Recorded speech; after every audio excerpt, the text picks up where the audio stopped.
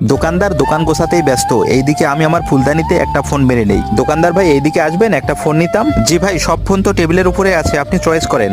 ভাই এই ফোনটা কত টাকা রাখবেন বলেন তো? ভাই আপনি যদি এই ফোনটা নেন তাহলে আমি 2 লাখ টাকা রাখতে পারবো লাস্ট দাম। এটা শুধু আপনার জন্যই, আরো একটু লো প্রাইজের হলে আপনি এটা নিতে পারেন। আমার কাছ তো আমি সেরে ফেলেছি, যে করেই হোক এখান থেকে বের হয়ে যেতে হবে।